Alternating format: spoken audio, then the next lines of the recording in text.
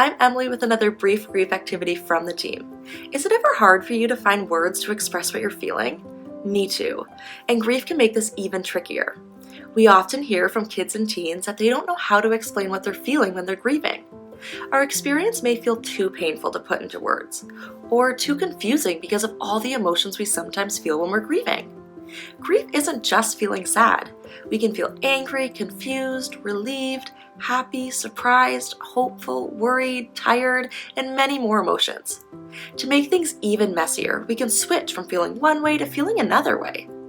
Because of how many emotions we can feel and the energy it takes to go in and out of grief, we may feel all talked out. Today's activity will appeal to older kids and youth, but anyone is welcome to participate. Younger kids may want someone to sit with them for extra support or to do it with their family.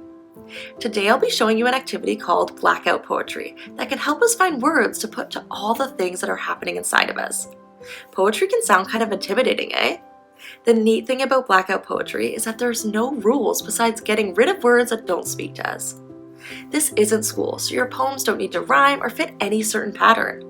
Really, it's about creating a message, and you're in charge and get to be creative in figuring out what your message will be. This activity can help give a voice to our inner thoughts and feelings, help us explore them further, and communicate them in a different way other than talking. It's also a chance to channel our thoughts and feelings into expressive writing or art making. Here's what you'll need. You'll need an old book, one you're okay with ripping a page out of and using, or a magazine or newspaper with text, pencil, and then markers or Sharpies. First, rip out a page of an old book. Yes, I said rip. If you don't have a book you no longer read, magazines or newspapers work too, as long as there's writing. Next, let's tune into our grief. Look for words on your page that jump out and speak to you. Explain how you feel, say something about you or your experience, or reflect what's going on for you. Which words pop out to you? Circle them with a pencil or marker. Don't spend too much time reading what the specific page is about. That isn't important. Just scan and let your eyes be drawn to words or phrases that feel right to you. Our thoughts and feelings can naturally guide our eyes to different words on the page.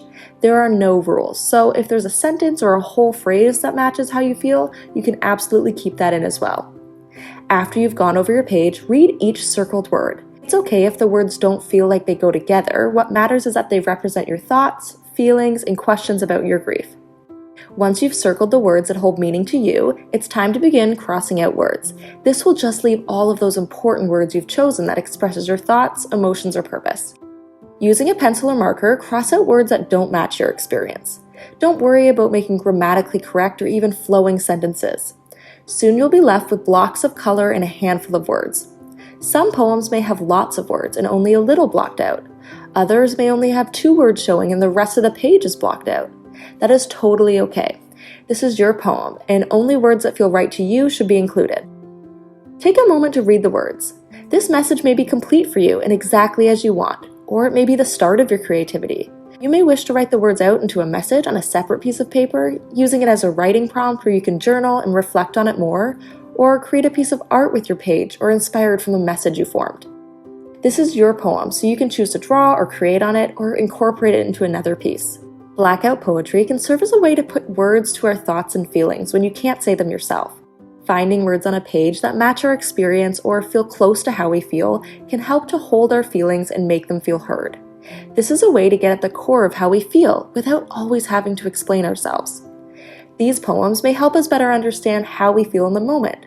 And if we decide to share it with other important people in our lives, it can help them understand what we're going through as well.